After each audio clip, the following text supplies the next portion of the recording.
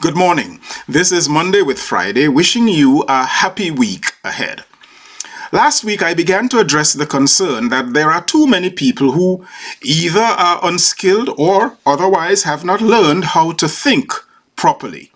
To improve that unhappy condition, I offered 4 suggestions, namely to think correctly, think creatively, think consequentially, and think consistently. I offer you today one more and come back next week with the final 2. Number 5, think critically.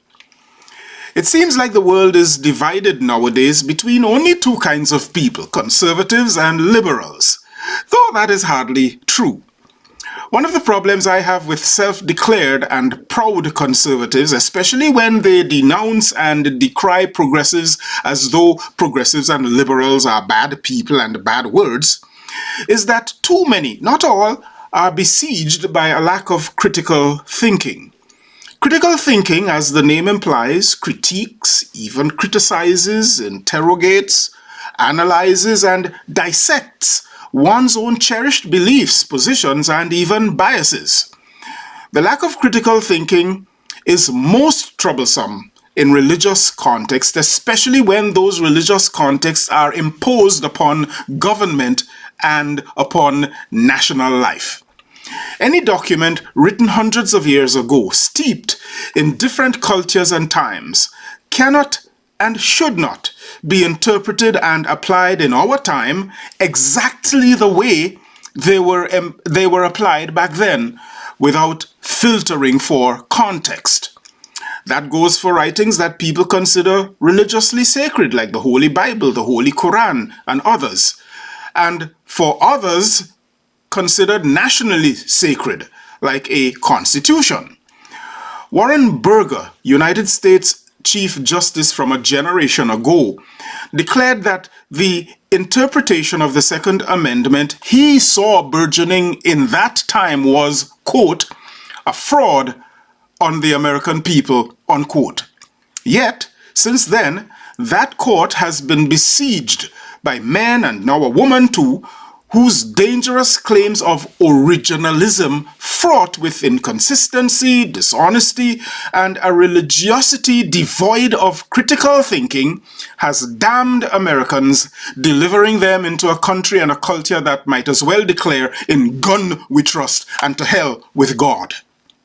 Especially since religion is a matter of faith, and faith is not a matter of science.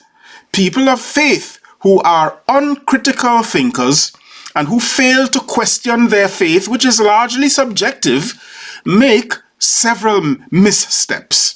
They are either unafraid of the answers or lack thereof, and are unable to handle the tensions between what science makes them see and what their faith makes them hope.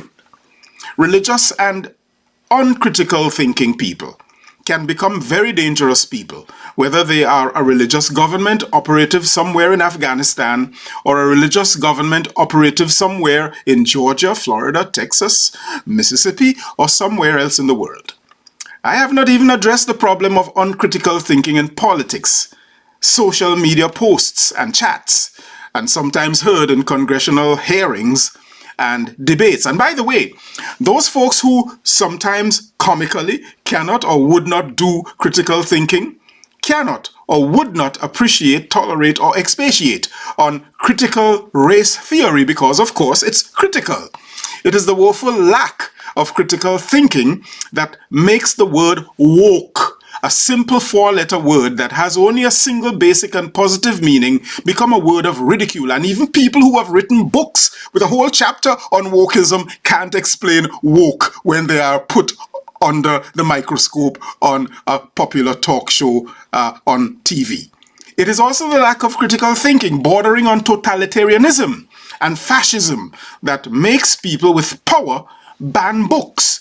That and their various forms of cowardice and contempt for people who know the truth and tell it loudly.